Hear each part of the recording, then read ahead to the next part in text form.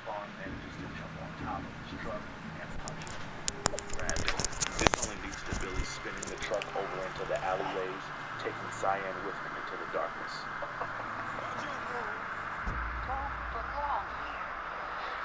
Spawn eventually corners him, and as much as Violator wanted Spawn to kill Kincaid to fulfill his own sinister desires, the former only gets disappointed when Spawn leaves a mortally wounded Kincaid for dead and simply leaves with Cyan.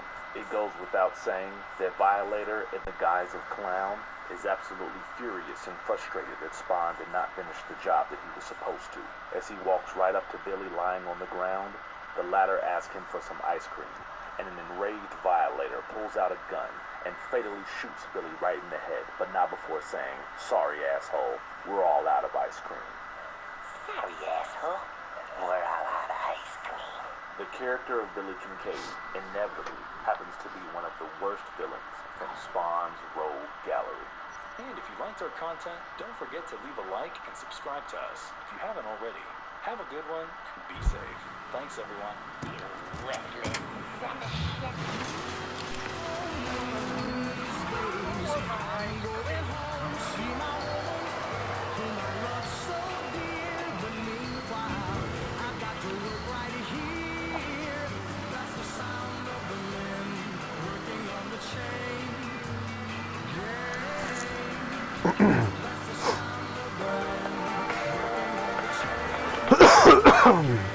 Welcome to the brand new set for the Kill Count, where we tally up the victims in all our favorite horror movies. I'm James A. Denise, and I literally just realized that I'm standing in front of like the best part of the set. I spent hours setting all this stuff up, and this part's probably my favorite, with little Lefty Boy and his little pot of gold and all these action figures. But whatever, guess I'm just gonna stand in front of all that cool shit for all the kill counts going forward. Today I'm looking at the Prowler, released in 1981. The Prowler is a very basic early 80s classic.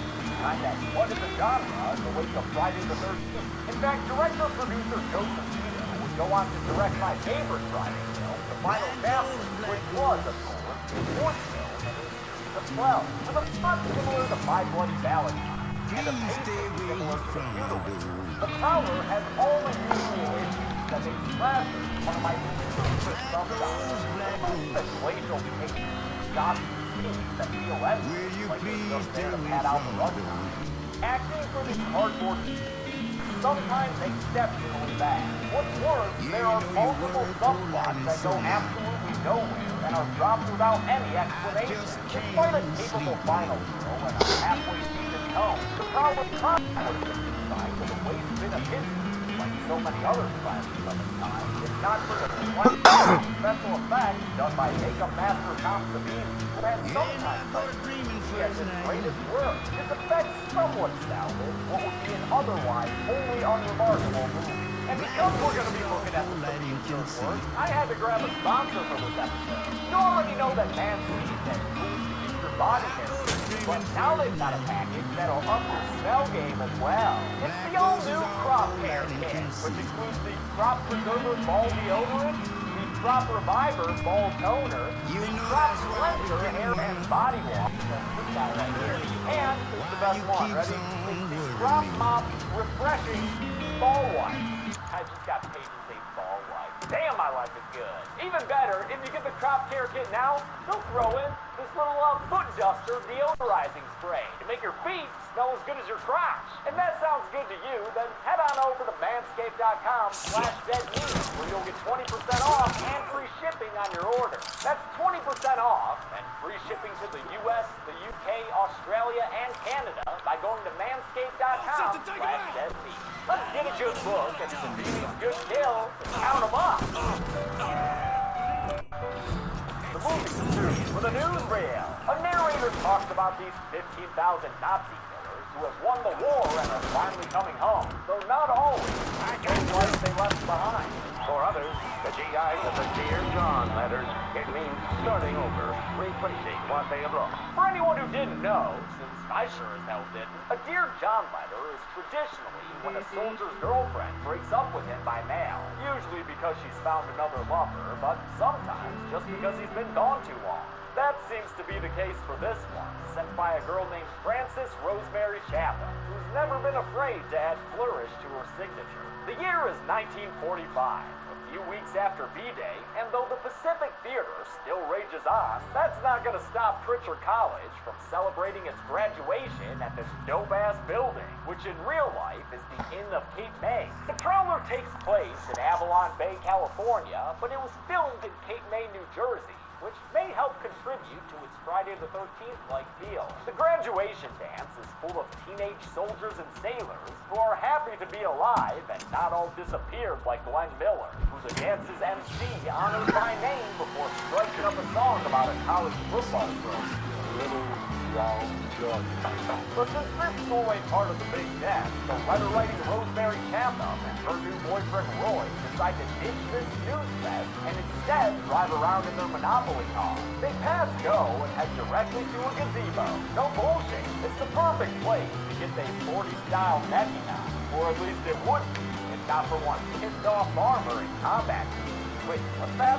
Not a farmer? That's one with the... Oh, that makes sense. You know what? I should have figured. And this non-farmer gets a 2-for-1 deal here, too. Way to pitch it to him, guys. The killer leaves Rosemary with a flower in her hand and leaves us, the audience, with a title card. Why, thank you, Mr. Killer Man. 35 years later, another graduation dance is just around the corner. In fact, the first for the town is that double murder in the 40s. Like I said up top, very similar plot to My Bloody Valentine, which had come out 8 months earlier. Even though some townsfolk are anxious about the dance's return, Sheriff George Fraser isn't going to be around to keep things in order due to a serious medical disease. I can't stop yourself without fishing. Now you know that. I never could. Sheriff Fraser is played by Farley Granger, by the way, best known for starring in 2 Hitchcock films, Rope and Strangers on a Train. While the sheriff is out on therapeutic leave, Deputy Mark London is going to be in charge. But don't worry about him. He's a good boy. Who's a good deputy? It's you, Mark. Yes, it is. Mark's kind of sort of dating this Pritchard College student, Pam, a nice, bright-eyed final girl type who lives in a dorm with a bunch of her classmates and friends. The dorm is across the street from the home of Old Man Chatham, who, it's hard to tell from this distance, but is played by the notoriously difficult bar-brawling actor, Lawrence Kears, a.k.a. friggin' Joe Cabot from Reservoir Dogs. Major Chatham is the town's ex-mayor who banned the graduation dance after his daughter Rosemary was found dead in Dillon. Although he suffered a stroke while back, at least he still gets to enjoy some window-washing action thanks to Girl Gone Wild, Lisa. As the pre-gaming begins, Pam gets ready for her night, as does a fellow in military fatigues with a blade in his boot. You look excellent, buddy. Go out there and get him. I know I said there's not much to this movie besides the kill, and I mostly stand by that opinion. But if you squint hard enough, there is a sort of theme about trauma and how we take our war vets for granted. Thus our killer in a GI. Pam joins most of her friends on their way to the mall for their friend Sherry's a slow-ass motherfucking shower, so they leave her water-wasted ass behind. Works out fine for her. Her boyfriend Carl shows up, and they both down for some free ball balling. Too bad Carl about to die with some blue balls here, because the killer shows up out of nowhere and kills the college kid by stabbing him through the head and out his chin. Joe! Oh, and a little blood shower on his face, too? Wow, this kill is actually amazing. The effects are literally eye-popping.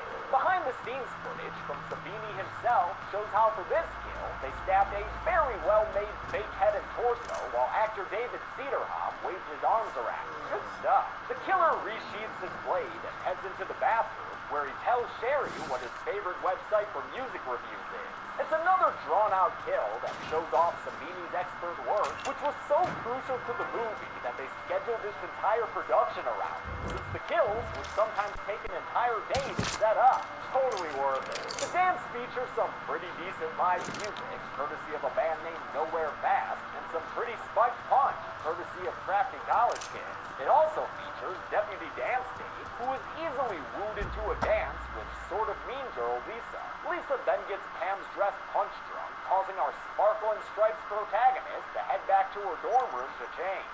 Lucky for the killer, though, Pam never bothers to check in on Sherry, who's getting rose teabagged in the shower right now. On her way out, Pam sees the killer and rightfully decides to book it the fuck out of there. A perfunctory slasher chase scene. which includes an egregious example of the awful unable to open a locked door trope. Like, seriously, that is really bad. But eventually Pam escapes. She's grabbed by Old Man Chatham as she flees, and although his leather-bound grip is dead tight, this rambler gets rambling and runs into the arms of Deputy Hunt. Mark looks around but doesn't find anything, so the two of them head to Old Man Chatham to ask him what the heck he had been doing back there. Chatham's house is played by the endless physics of things, an enormous 18-room Victorian mansion that now serves as a keep-made museum. They walk right into the house and look around with a flashlight because the lights are all on. No, wait, what is that? You can't just cut to random shots of the killer.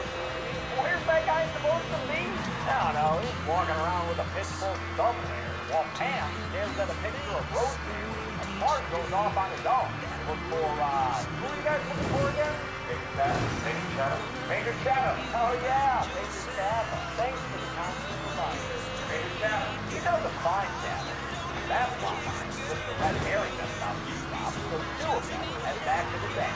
They tell the dentist chaperone Miss Alice about the news to take Pam around the dorm, so she announces that all the students in attendance. A prowler has been seen around the campus. Because of that lurking movie, students are all ordered to stay inside. The party girl Lisa was off before the incident, so she's outside right now, doing a nice little spin in her underwear. Honestly, Doctor's not kidding. When she's just about done with her camouflage moveset, she finds that she's not alone. The prowler has decided to join her in the water, and boy, is he one city lifeguard. That don't look like any CPR I've ever seen, buddy. And it's mouth to mouth, not plate that. As the pool water turns red, Lisa dives into the impressively graphic nature standard for most of these kills.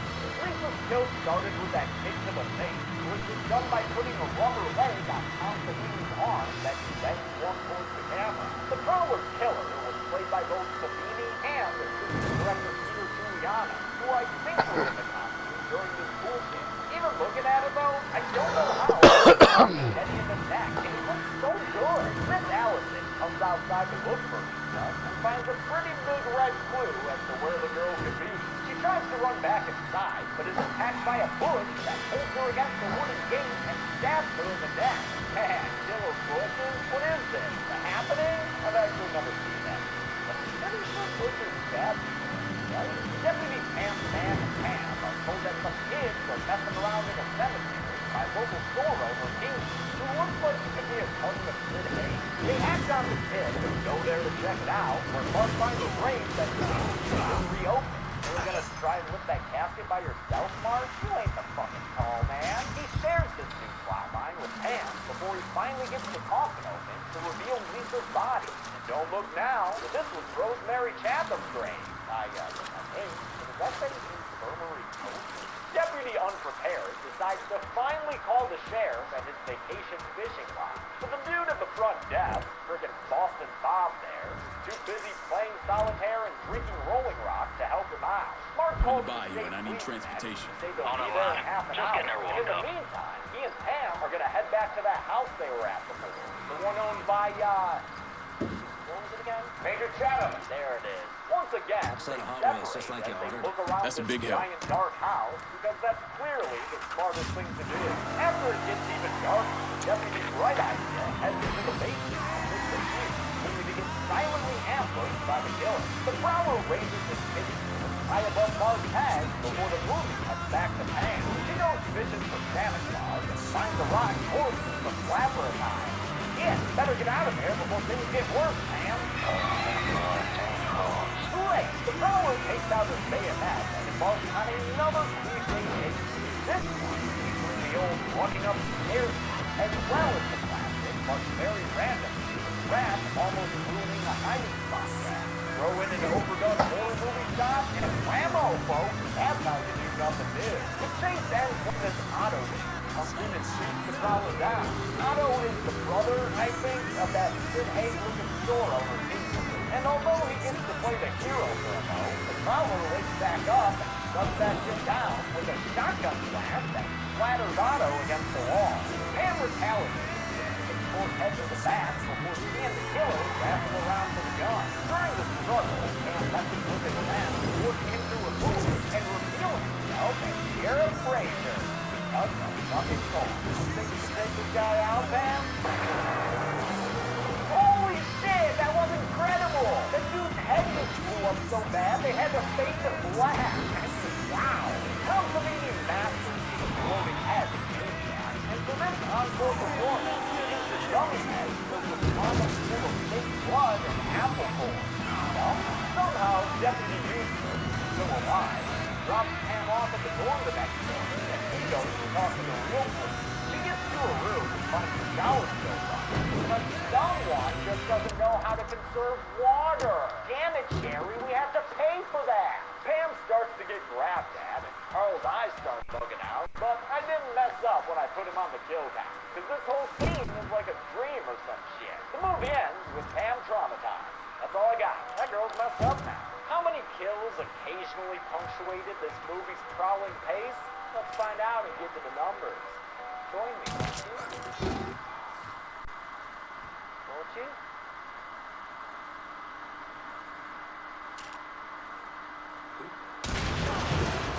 8 people died in the Prowler, and with 4 men and 4 women victims, that gave us one of those visually satisfying pie charts.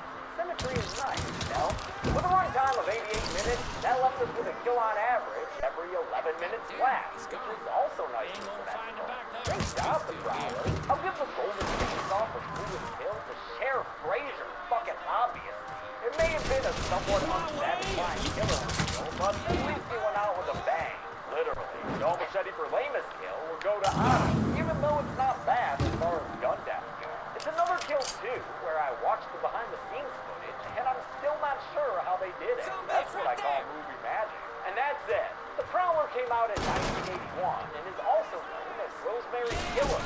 On Sunday we're looking at Blood Quantum, which is available to watch on Shudder. But until then, I'm James A. Janine.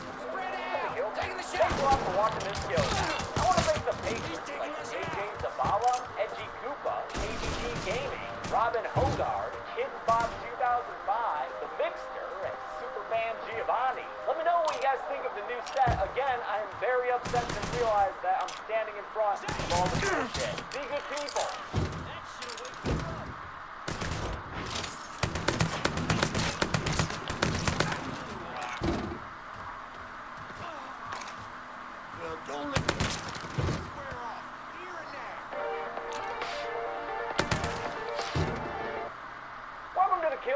Where we tally up the victims in all our favorite horror movies. I'm James A. Janine, and today we're looking at Friday the 13th, the so-called final chapter. By 1984, the slasher subgenre was waning after countless bloody low-budget attempts that flooded the horror market. So the Friday films were popular, they weren't respected by non-horror fans. The disparagement was starting to weigh on producer Frank Mancuso Jr., who decided to end the series so he could destroy the project. I really want to bring this thing to an effective close. You may remember Frank Mancuso Sr. from the first Friday recount. He was the Paramount executive who helped get the original film released. His son, Frank Jr., started working on the Friday sets during Part 2, first as a production assistant, but quickly becoming a producer by time Part 3 rolled around. Mancuso was the closest thing to a showrunner the Friday franchise ever had, which might explain why the first 4 feel so samey. He called them exercises in commerce. They were there to make money, not to be art. Steve Miner declined to direct another installment, so Mancuso hired Joseph Zito to helm the final chapter, which would again be shot in Southern California. Zito was suggested by Boston Moneyman Bill Scuderi because of his 1981 film The Prowler, which I covered in the first kill count filmed at my new house. Zito studied the first 3 Fridays to make sure he'd give the fans what they wanted, and tried his best to do new things within the restrictions of the Friday formula, which was mandated by the producers and investors. From my research, Zito seems like he was an intentional, intelligent director who truly wanted to make the best Friday film he could. However, he was also a demanding perfectionist. Quote-unquote tough love eventually led to conflict with some of the cast, even though they were just as serious about making the film. Zito hired Mark Cohen to quickly write the script, and together they tried to make the victims more empathetic and real. Things that certainly more believable as a group of friends than the Part 3. Don't sound like a heavyweight comedic masterpiece, but in the end, there's still some young attractive teens. The Crystal Lake wants to have that, and boy do they want to have that. They Chris Higgins and friends were bad? Sex for it. And then, Come on, you see, nothing but talk about fun. This is the 40th Friday the 13th by far. Take away that gas house stop, and there's nothing for them to do but be horn. Just a little soft. Shaking things up, cousins of the Jarvis family. Mama Tracy, older sister Fred, younger brother Tommy, played by a well-known Corey Feldman at the beginning of his career. Feldman would be one of the biggest South stars in the 80s. For his career was upended by a troubled personal life. Saw him as both a victim and an abuser. That's all I can say about that here. The character Tommy Jarvis is one of Friday's greatest athletes. Still have his own ability, kick some serious ass. This is your good friend Remy Duval. Remind y'all to tune in to Native Son. WBYU 620. Dear listeners, this is your good friend Remy Duval. Remind y'all to tune in to Native Son. WBYU 620. About so much DNA, so let me cover my end with the sponsor for today's episode. Raycon earbuds are an excellent way to deliver amazing sound material to your home at half the price of other premium audio brands.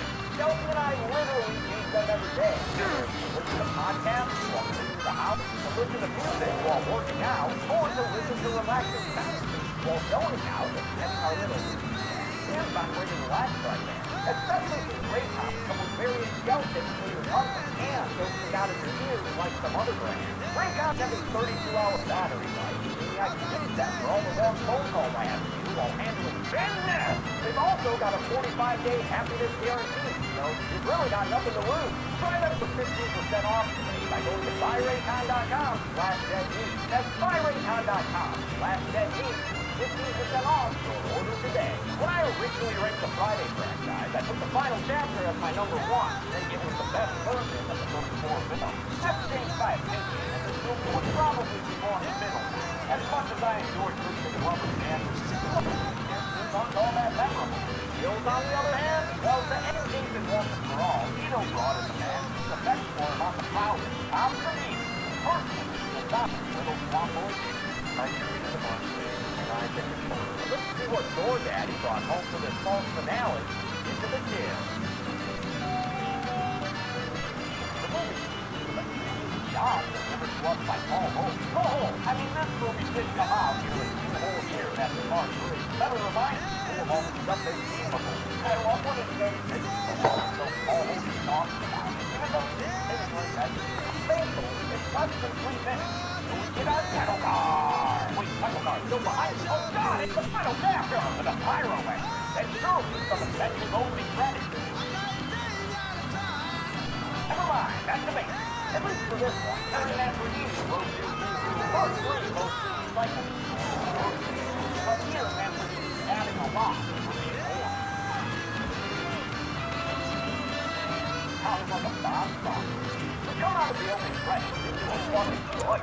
Check out that whirly-burn and this opening shot, which was the last thing filmed for the movie. It was done by having a Steadicam operator standing on a crane, which was then lowered to the ground so he could step off and continue the shot. The shot ends in the barn where the J-Man lies, right where Chris Higgins left it. The cops on the scene confirmed my kill counting for Part 3. You got 7 street fighters. That's exactly what I got. They got him.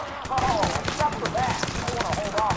Jason's supposedly dead body is taken to the hospital. Where's what? Is that meant to be Chris Higgins to their parents there? Okay. In the morgue, Mortician Axel does that whole eat-around dead bodies thing that horror movie coroners always seem to do. Axel's a nasty motherfucker, too. Talking about a dead girl he says is cute. Real cute girl. Was.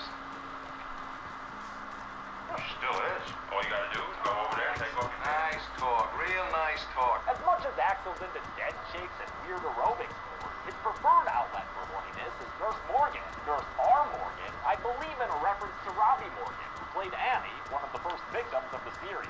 But keep it in your pants for a mo there, Axel. Morgan wants to give us this movie's daily Jason News update. You know, I make fun of the recaps and everything, but I appreciate that this franchise, right from the beginning, is committed to its own history, even if it gets details wrong sometimes. Axel and Morgan are just about to get busy playing doctor when Jason's hand joins the fun and provokes a passionate sermon. Jesus Christmas! Holy Jesus goddamn! Holy Jesus jumping Christmas shit! Amen. Axel puts Jason in an icebox without seeing the breath coming from the so-called corpse, and soon as he's back to his spandex banking, Jason comes from behind and murders him with a bone saw. And he twists the head around. Savini's back, bitches! For this kill, they used a medical saw with a semicircle cutout pressed against after Bruce Mahler's neck. Mahler would have to struggle, but not so much as to give it away, while blood was pumped in from behind the saw. So what Coño, Tommy no was paid necesito for esta the kill, mierda. I don't think the What? final cut Trouble? uses him. Since Yeah, that last my shot, whole since we fucking had life. Mahler turned around with a false body facing forward. It's a letter from my wastes no grandmother. time killing Nurse Morgan next, Writes me to grabbing wish her my by mother the happy neck and birthday. hitting her up against the wall. You know, Splitting we open should her still get torso dropped away with a back in scalpel. Desoctubre. Goddamn. Jesus. Originally, Don't. this kill would have had It's blood nothing. dripping down the nurse's leg, but the tube came loose Fuck and made it look like she was You got something bleeding for me? blood instead. I got another That truck sounds like stash less of a ready for you Jason guys to pick problem up. and more of a Really? kidney stone thing. For the final chapter, Jason was played by Our Ted kind of guys are motherfucking fucking White. pussies. Ted White is very No problem then? possibly my Not a favorite one on Jason my Voorhees. end.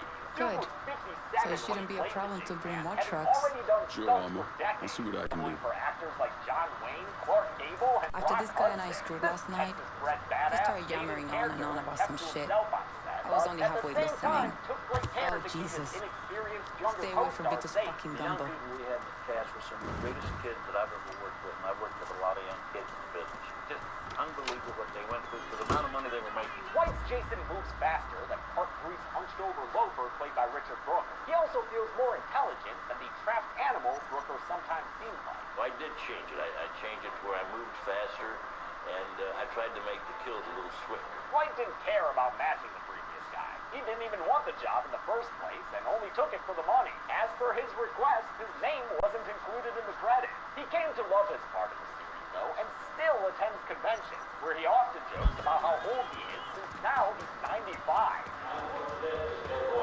Talk to him if you get the chance. The dude is an absolute delight. I just wanted to ask you what your favorite stunt in the final chapter was. Getting paid. Now, remember when I said you'll see a whole lot of Campton houses around Crystal Lake? Well, I guess this whole time, the Jarvis family has lived there. Fitness-oriented mother and daughter, Tracy and Trish, and their alien son brother. I know, that's a person. It's Tommy Jarvis. He made this mask, which, like, I call bullshit. I don't care how smart and nerdy you are. You ain't making these things at 12. But Tommy Jarvis is named after Tom Savini, so of course he'd be a master at effects. Director Joe Zito thought a kid character would be new and interesting, and though he was worried Corey Feldman might be too small, Feldman won him over with how much he wanted the role. They couldn't contain him. His agents were trying to negotiate, but Corey kept saying, Can I get a new vehicle out in River Road? Just gonna take us to work. I'll get her idea. There's a house next door to the Jarvis, which has just been rented by 6 friends who are away there now. The friends are Crispin Glover, Insect Bro, and Beast Boy. Crispin Glover and just like Jimmy you and ordered. Warren Appreciate it. Ted are given the most as well as a running bit that revolves around these little kids. The dead fuck? A lousy leg. A Wilson Beast. No. And if you like the dead bug joke, well, you're in great luck, folks. It's funny. It's a funny thing they do. On the way to the lake house, it's past the roadside grave of Mrs. Voorhees. This tombstone is the first time we learn her first name was Pamela. She was only known as Mrs. Voorhees for the first few days. The horny wagon also passes by a hitchhiker who has no rhymes but does need to eat a banana. That's pretty crafty. Unquote banana. Me too. Before she can get herself all that potassium, Jason comes up and stabs her through the neck. Jason is played by Tom Savini, so I'm holding him accountable for the murder of this banana. The kill was done in broad daylight, which meant they couldn't hide the makeup effects in the dark. A flexible metal plate was hooked around actor Bonnie Helmet's neck and then pushed through a latex neck cover while blood was pumped through her tube. In total, the colors better match the latex than the real skin. The kids arrive at their house in the dark, interrupting this Jarvis sandwich next door. Trish, Tommy, and his boy Jordan go next door to meet me, and Mama Jarvis is editing. Kind of works like a nod to Mrs. Voorhees, or I'm sorry, a nod to Pamela. But of course Tracy's gonna be disapproving of me. The Hornsters are giving free peep shows to Tommy, who reacts in the most believably excited adolescent way. Like I said, this movie's corny as heck, so let's bring in more kids to get naked and have sex. Wayne, Tina, and Harry, played by English identical twins, Pamela and Harry Moore, who at one point had the double mystery, but just can't track down the commercial. Enjoying most of the cast. New Bordeaux. Some of the male actors come out of solidarity with his opera and also a lot of female co-stars. Tommy ends up being an eyeball of this flesh. further jump-starting this kid's hormones and revving that puberty engine up. In real life, that's also exactly what was happening. I get the new scenes with movies. Not much has changed. He jokes about it there, but I'm kind of sad Feldman was exposed to and surrounded by this stuff at this early age, especially since he was going through some serious family issues at the time. The 12-year-old Feldman didn't think of himself as a kid and constantly wanted to hang out with the older cast members. Kimberly Beck, who plays his sister Trish, had experience as a child actor, so she took to being a big sister to Feldman in real life, too. She even took him trick-or-treating on Halloween, the first day of production, during which they saw plenty of Jason roaming around. Trish's car breaks down so bad that not even Tommy can fix it. That kid's a born genius. Remember the mask? Instead, they're helped by a suspicious camper guy named Ron. His small talk is just a fucking parade of red flags. I didn't think anyone lived this near the woods. We do. Is there any kids, vacationers, people like that? Yeah, a bunch of kids moved in yesterday. Trish, this is the 1980s. By now, people know about serial killers. Be more careful. That means don't bring this guy inside your house and let him go into the 12-year-old's room. Nah, I'm just saying. Rob's moving up, I guess. Sure, let him camp out in the woods outside your home. Whatever. Next door, the kids are engaging in ritualistic mating procedures, including a dance that Crispin Glover came up with on his own. He reportedly would dance this way in clubs around L.A., and it was so fucking weird the other actors couldn't stay in character during the first take they did. We lost the first take because people were just so astounded by how it looked. Glover was picked by Vito because of how unique he was, and kept mostly to himself on set, always the brooding artist. His career would really take off the following year with Back to the Future, which also featured a small appearance by Lisa Freeman, who played Nurse Morgan. Samantha, whose character is likes to have the sex, is dating this doofus Paul, who's in the running for most forgettable character of the franchise. Shitty boyfriend, too. This here is what they call a second. Some of bitches here! Move your ass! Look like a pair of black sheep. That can only mean one thing in a movie this horny. A totally sexless, skinny-dipping scene! This one's not only gratuitous, it was also negligent. It wasn't filmed as a closed set, so the entire crew was there. Standing around as 19-year-old actors and parents of that age. Co-star Barbara Howard. Samantha spent this amazing moment by herself in a raft in the lake, and is killed when Jason pops up out of the water to stab her in the funny. So-called because of the noise you make when you're stabbed there. Shooting this kill resulted in the movie's most infamous production task. What she had to go through, but, you know, all naked on a raft. Filmed in December 1983, halfway through the 12-week shoot that was supposed to only be 6, Judy Aronson had to submerge herself in the cold water of the Franklin Canyon Reservoir. In a wetsuit from her waist down, she had her upper body through a hole in the raft. The blade would go through a fake torso behind, its seam covered up by her hair. This took hours to arrange, and the scene was filmed from sundown to sun up. There were points where I just felt like I couldn't go on anymore. This and there was half finished. Keep looking for him. Shit, he slipped away. Just keep your Allowed eyes Aronson open. out of the He's water there. until I Ted know White it. threatened to quit the shoot if they didn't stop and warn her off. After that, the director and the Jason actor were on tense terms, while Judy Aronson, and though he was tough to still a bull, also did think about the director's intention. Unfortunately, he was not trying to cheat. He was trying to make sure I fell for you like a child.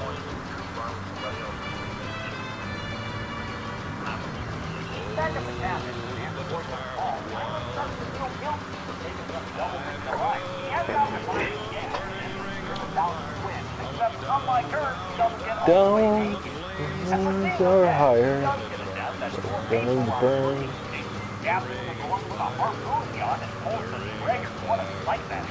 Actor Alan Hayes was suspended on a wire which they didn't necessarily get the hang of right away. With Paul's off, he needs another source of vitamin D. And this chicken no one is still hooked up with Jimmy, despite bearing witness to those dances.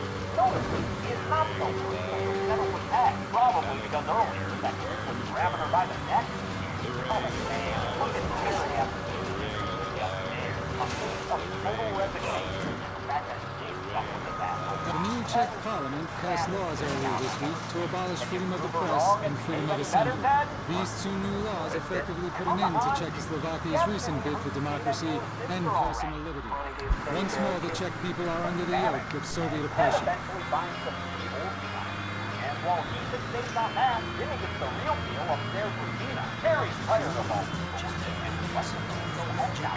But Tina says to leave without her. Terry heads out in the rain by herself. There, fiercely during the lightning storm, one of the best and most creative off-screen kills I've ever seen.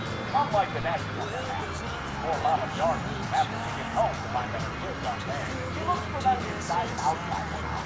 Killed off screen with a look of terror on her face. Originally, she would have been more afraid of something that in an ending, she tried to see her clear and funny man there. The morning after Edison and Rich would go upstairs, find her mom's dead body in the tub. The nightmare was dead still there. No one to get there. Really glad they didn't do that. This series did not need to be more than Trish and Tommy get back home to find their house filled in the dark. Trish heads out in the pouring rain in an oversized fence after the town looking for the Kent Campus hitchhiker man met earlier that day. Oh, there he is. What the hell are you doing here? What are you trying to do, Tommy? I mean, in most cases, that's straight and exactly what he's doing. You've got to be more careful. Rob reveals his tactics. It's another strand of continuity. Here hunting Jason because he built a jungle to man. He's not shown in the flashback, but Sandler was the underage chicken part too. Got a tail for head. I like this stupid connection so much. I don't even care that it doesn't make sense timeline-wise. Rob likely wouldn't know if he was that or have time to start hunting Jason. Sandler was still about to write it. Having a crazy adventure on Saturday the 14th. And the final chapter immediately follows part 3, taking today, Sunday the 15th. Only 2 days after Sandra was killed. Parts 2, 3, and 4 take place over a single weekend. I feel like a lot of people don't realize that. With his love-making complete, Jimmy put the period on his character arc. Wish I had did.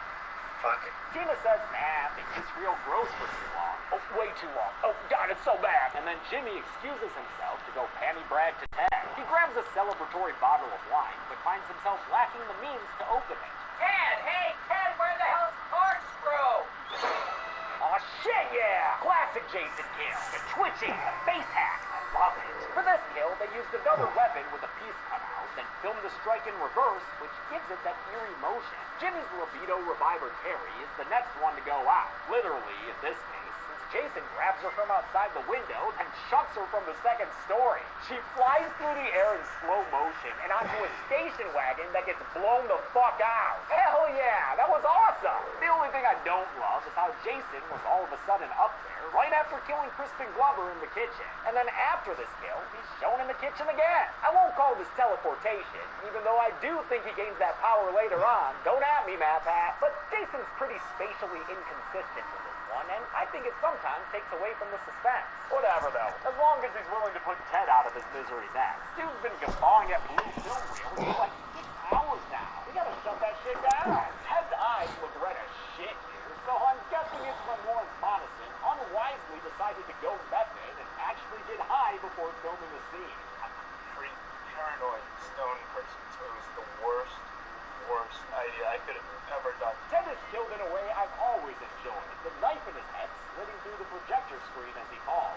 The last pair of peeps that need to be killed are Sarah and Doug, who I haven't even mentioned yet. Sarah's story is that she's a virgin, nervous about going all the way, while Doug is literally not given a single tiny moment of development. It's surprising then that they still wouldn't be over as a fan. Probably because they're both so goddamn cute. The very pretty Peter Barton had been on the cover of some teen magazine before getting a starring role in a season of The Powers of Matthew Starr, which incidentally co-starred Friday 2's final girl, Amy Steele. Steele encouraged him to take the role, though he later complained about Zito not working with the actor. Sarah, also a cutie, was played by Barbara Howard, who does a great job in small moments of her performance. She also steadfastly refused. Can I get a new ride in River Road? Aye, I'll get around to you right away. After Sarah stepped away to get ready for bed, Doug is the new challenge. This one, the murder of Doug is one of my low-key favorites of the series. Here's your car, boss. Perfect. Now get out of here. Big head crush. Zito wanted to reverse it.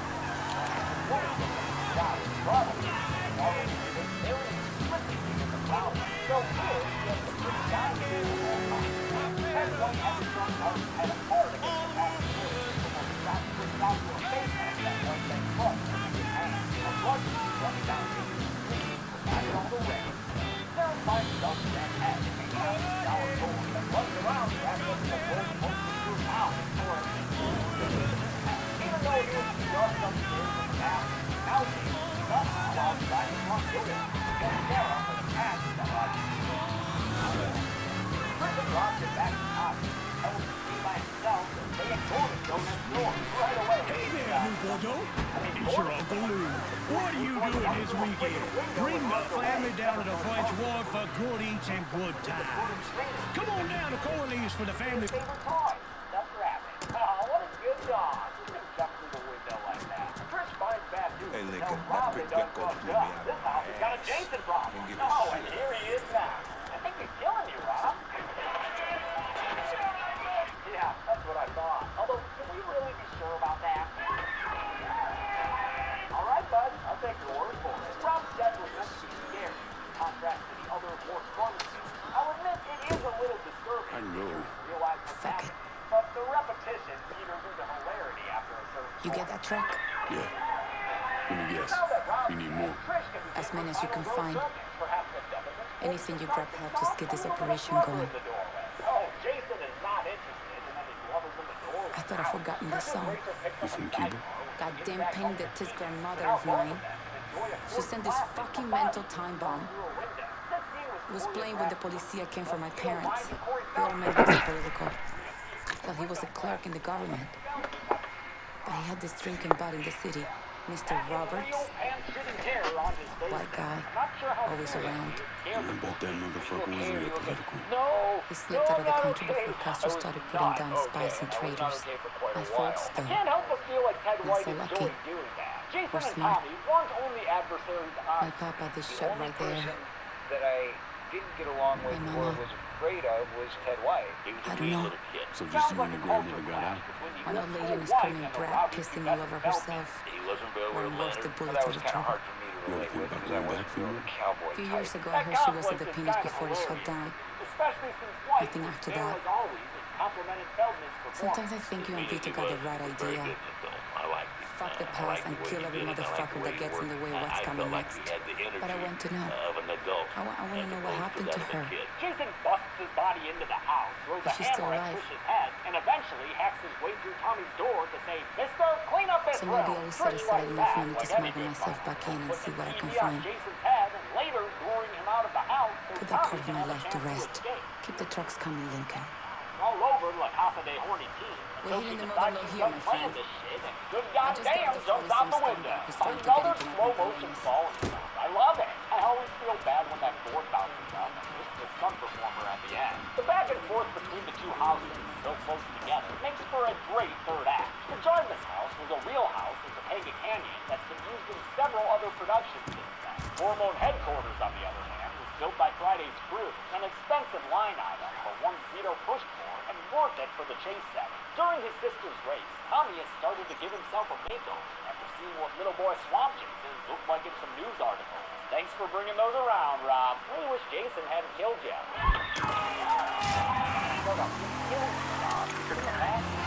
Chris really whacked him and tried to sneak up on him. Then lands an awesome hit with the machete, splits his hand apart. God, I love this like that. It's one of my all-time favorites, like many other things. Done by the action. A very slow movie. Eventually, the song screams knocks him down. Or he can kill it, Tommy runs down to him and starts yelling at him. Great addition to the score with a theremin sound Friday perfectly matches the mind of Tommy's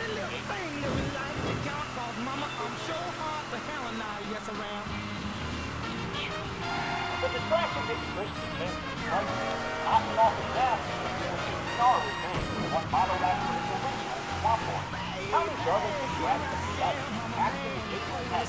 The big man falls to the ground and he's killed in another one of my absolute favorite events. And yeah, Jason dies, especially after Tommy shoots down and goes ham with the machete.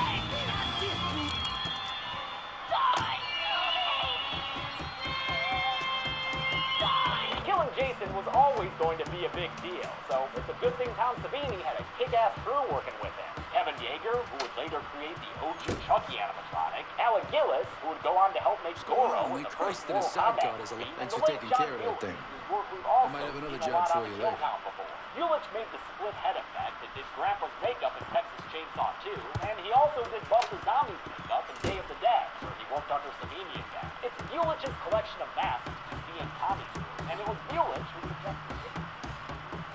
After producers shot down Savini's initial idea, that one involved a microwave gadget Tommy would use to explode Jason's head. Such finality was embraced by Savini and Vito. It was my impression that there was never going to be another Friday the 13th.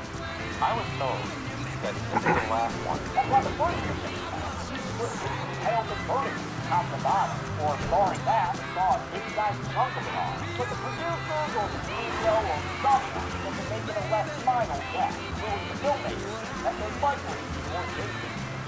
In any case, this kill still came back. The strike was filmed in reverse, and great footage with Ted White, some of the second phase spots was done with a puppet simulated by lots of people. Some operating able to move structures, others having flooded, making leaks. With the fake-out green screen, we jump to our final scene at the hospital. Chris wakes up and sees Tom and hugs him away behind his small cabin. Vito wanted Feldman to actually shave his head, but the case agents weren't about to allow that, not with Tyler. Feldman instead wore a ball cap every day for 2 weeks. Like that, as the weeks were so thick and frustrated by the time they wrapped, he even said he was missing a Vito while he was yelling, "Die!" The movie ends with Tommy staring into the camera and looking at Dylan, but he was up for a sequel to the final chapter. How many people got caught in the pages when Mancuso tried to pull his book on Jason? Let's get to the numbers and count! Count! Count! There were 14 kills in the final chapter. Jason and his 13 victims. All in all, there were 7 lady victims and 7 dudes, continuing Friday's trend of having mostly even pie charts. With a runtime of 91 minutes, that left us with a kill on average at 6.5 minutes. I'm hearing the I'll give butcher's the gone golden missing. chainsaw the coolest kill to the J-Man himself, Jason Voorhees. That character needed a spectacular death, and boy did they deliver. The Machete Galema's kill will go to Mama Jarvis. Death was so lame, harking back to Steve Christie's from the original. And that's it. Friday the 13th, the final chapter, was at first scheduled to be released in October 1984. But they rushed through post-production in an insanely short distribution and finished in time for a very early release of Friday, April 13th. The film set a new opening weekend record for this. And with that kind of success, obviously they make another film. I'll look at that next week. But until then, I'm James J. Denise. Remember the 1660s film when people dressed like pilgrims? When they got high off fermented fruit. When science was our window, baby. Thanks to that last point, flames of witchcraft run amok whenever things stray from the normal and expected. And that can't be good for lesbians like Hannah Miller and Sarah Fierce. Deer Street Part 3, 1666 takes us back to the beginning of Shadyside and Sunnyvale. We see what really happened to the so-called witch Sarah Fierce. She drinks the blood of virgins to keep her youth. And why Sunnyvale's good brothers seem to be playing light with cheat codes. Left, right, BA start. Then we fast forward back to 1994 so we can finish up this story and bring it all home. This weekend, watch the spectacular conclusion to the Fear Street trilogy on Netflix. And this Sunday, unless there are any copyright issues,